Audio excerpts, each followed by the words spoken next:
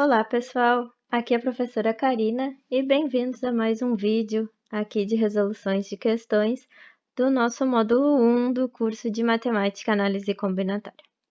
A questão que a gente vai resolver nesse vídeo foi retirada do portal da matemática, o BMAP. Então, a questão diz o seguinte: dispondo dos algarismos 0, 1, 2, 3, 4, 5, 6, 7, pode-se formar quantos números? Letra A, de 4 algarismos. Letra B, de 4 algarismos distintos. E, finalmente, letra C, números ímpares de 3 algarismos distintos. Então, começando pela letra A. A gente vai formar números de 4 algarismos. Então, eu coloquei ali 4 campos, né, a serem ocupados pelos algarismos ali disponibilizados pela questão. Bom, o que vai acontecer aqui? Quando a gente fala que um número tem 4 algarismos, isso significa que esse número não começa com 0. Porque se ele começasse com 0, a gente diria então que ele tem 3 algarismos e não 4.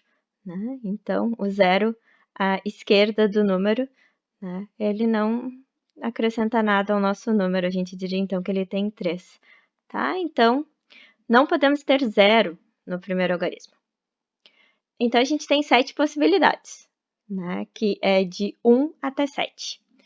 Passando para o segundo algarismo, bom, aí tudo bem, né? Aí pode ser 0, pode ser qualquer um dos números disponibilizados para nós, certo? E lembrando então, né, que a letra A, diferentemente da letra B, não exige que os algarismos do meu número sejam distintos. Então, eu posso ter um número até mesmo em que todos os algarismos são iguais. Né? Posso ter um número, por exemplo, 1111, né? 4 algarismos 1. Tá? Então, tem 8 possibilidades para o segundo, 8 para o terceiro e 8 para o quarto. Tá certo? E pelo princípio fundamental da contagem, isso nos dá um total de 3.584 números de 4 algarismos. Formado, claro, né, por aqueles números dados para nós ali no enunciado da questão. Passamos para a letra B. A diferença agora, né, é que os algarismos têm que ser distintos. Se a gente vai começar de novo ali do primeiro, né, que não pode ser 0, do contrário seriam 3 algarismos. Então, temos 7 possibilidades. Agora, no segundo, né, a gente poderia ter qualquer número de 0 até 7, que seriam 8 possibilidades, mas eu não posso ter o número que foi utilizado ali na primeira casa, né? Então, eu tenho 7 possibilidades. Quando eu passar para a terceira casa, eu não posso ter os 2 já utilizados anteriormente e, finalmente, na última posição, eu não posso ter os 3 utilizados anteriormente. Tá? E pelo princípio fundamental da contagem, a gente tem 1.470 números de 4 algarismos distintos, partindo dos algarismos dados. Tá? Finalmente, na letra C, agora nosso número tem 3 algarismos somente. Tá? Então, coloquei 3 campos.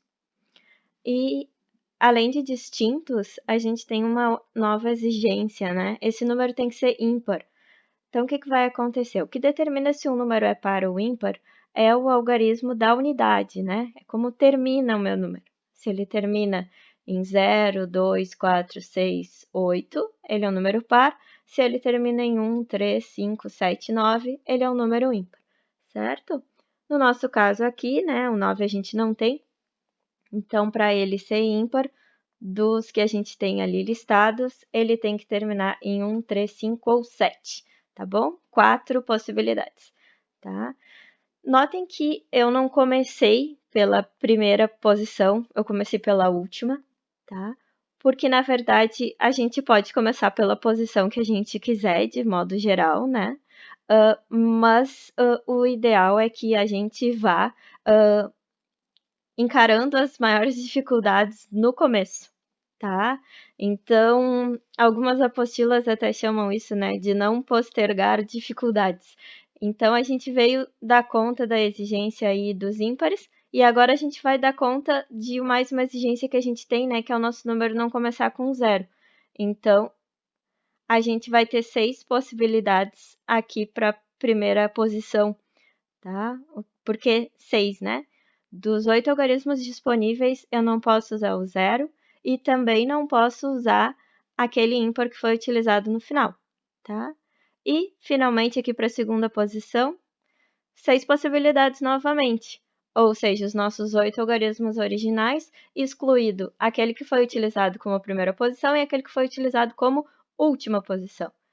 E, pelo princípio fundamental da contagem, a gente tem um total de 144 números ímpares de 3 algarismos distintos formados a partir dos algarismos dados aí no enunciado. Tá, pessoal? Então, terminamos aqui a resolução dessa questão. Tá? Qualquer dúvida, a gente tem um fórum, vocês podem deixar a dúvida de vocês e, na medida do possível, a gente vai respondendo. Certo, gente? Valeu e até o próximo vídeo.